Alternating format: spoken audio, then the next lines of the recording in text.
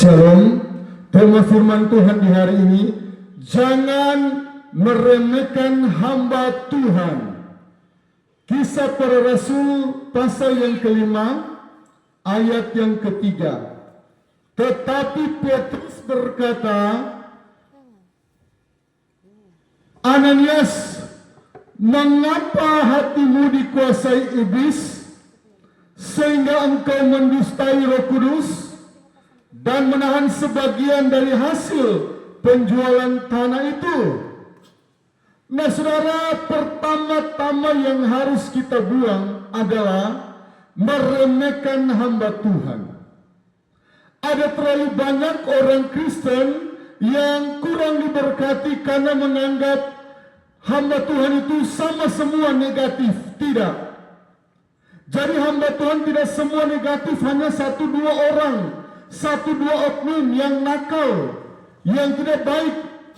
Tetapi hampir 100% hamba Tuhan itu diutus Tuhan untuk melayani jemaat, untuk melayani orang-orang yang percaya.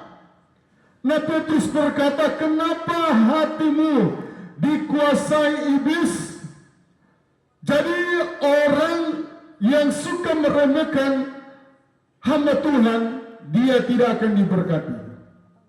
Bahkan yang paling parah, yang kedua, 2 hal ini harus kita buang. Yang pertama meremehkan hamba Tuhan, yang kedua pendusta, pantolo, pelasan.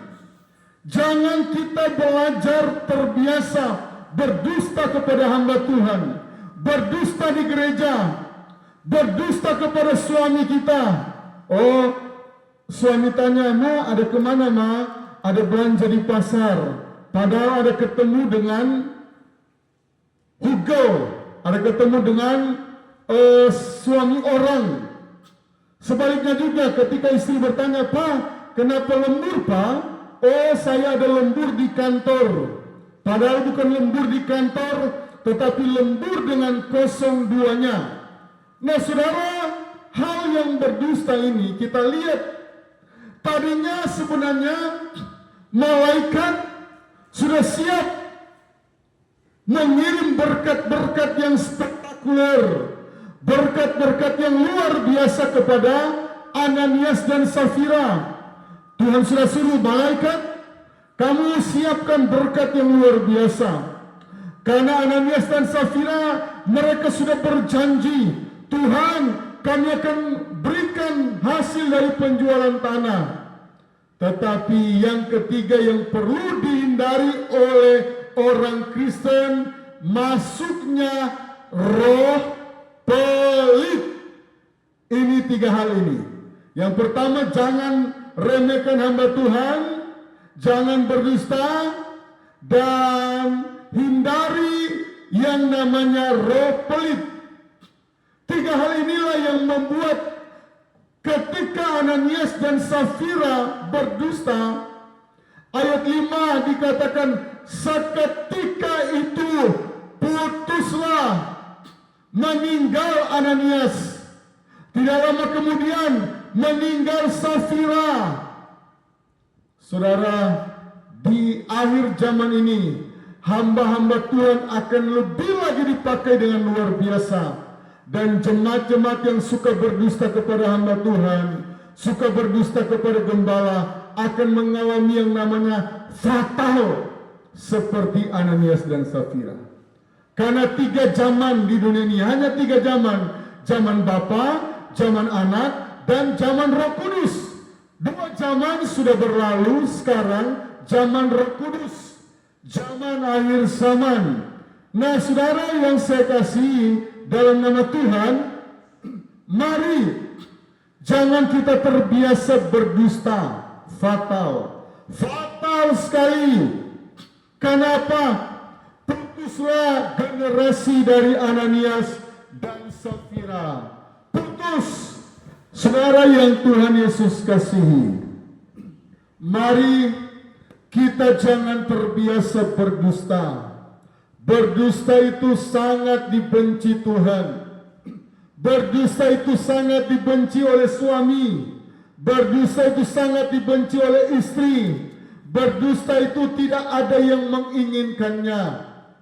Mari, kalau engkau mau melihat kemujuran di dalam rumah tanggamu harmonis, rumah tanggamu bahagia, usahamu berhasil. Ada banyak orang dia tidak menyadari, saya baru 6 bulan buka usaha bangkrut. Setiap 6 bulan bangkrut, setiap 6 bulan gagal. Ada apa ya? Kenapa ya? Bahkan ada orang yang mempersalahkan hamba Tuhan. Itu lebih salah lagi. Dia tidak koreksi diri. Ternyata ada dusta di antara dia dengan Tuhan. Ada dusta di antara kita. Seperti pepatah bilang, jangan ada dusta di antara kita. Tuhan mau kejujuran kita terbuka dengan Tuhan, terbuka dengan hamba Tuhan.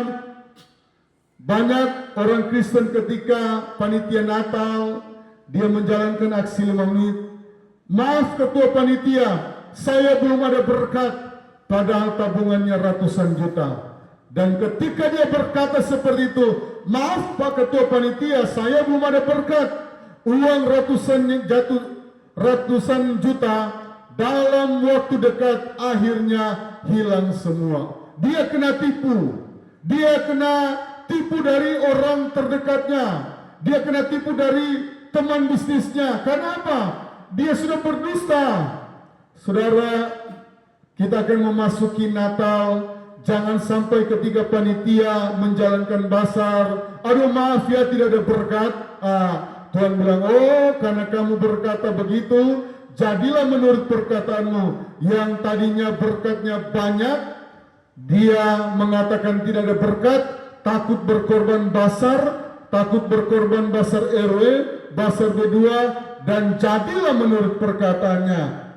Saudara yang saya kasih dalam nama Tuhan, Ananias dan Safira ini menggagalkan masa depan dari anak-anaknya. Tadinya Tuhan sudah siapkan anak-anaknya akan diberkati, akan disebut-sebut di dalam Kisah Para Rasul. Anak-anaknya akan mewarisi iman dari orang tuanya. Tetapi banyak orang tua tidak sadar, kenapa anak saya tidak diberkati? Dia sudah sarjana tidak dapat kerja. Dia sudah sarjana melamar kerja, tidak dapat kerja. Ternyata orang tuanya tidak koreksi diri. Orang tuanya suka berdusta ketika jadi penatua. Orang tua sukanya berdusta ketika jadi syamas.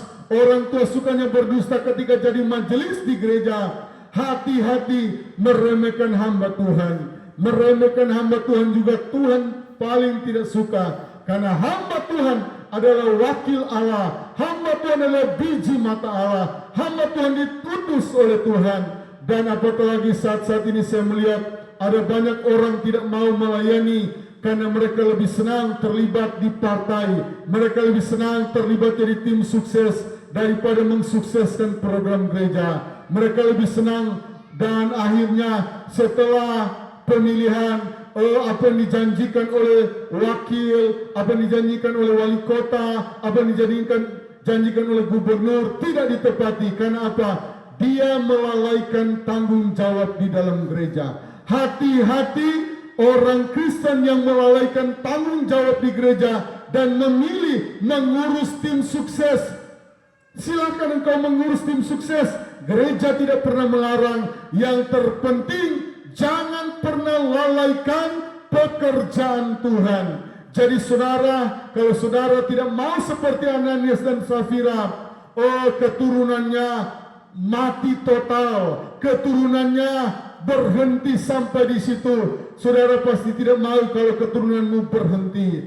Saudara, banyak orang mau mencari berkat anak laki-laki supaya marganya hidup, supaya famnya hidup. Tetapi kalau engkau banyak berdusta dalam hidupmu, banyak melakukan penipuan dalam hidupmu, banyak menolak orang, banyak tidak menolak pekerjaan Tuhan, menolak jabatan gereja, itu sementara engkau berada di bawah kutuk, engkau berada di bawah dosa. Dan jangan pernah mimpi engkau menjadi kaya. jangan pernah engkau mimpi diberkati, dan engkau akan terus hidup susah terus. Di perantauan sudah 30 tahun, tidak kelihatan apa-apa. Tuhan Yesus memberkati. Jangan meremehkan hamba Tuhan, jangan berdusta, dan jangan ada roh pelit di dalam pribadi dan keluargamu. Ajari jemaat-jemaat, ajari anak-anakmu untuk tahu berkorban, dan mereka akan diberkati dengan luar biasa. Orang tua jangan pernah pelit, sebab anak-anak akan ikut jadi pelit. Tetapi kalau orang tua tahu berkorban, anak-anak juga bisa tahu berkorban.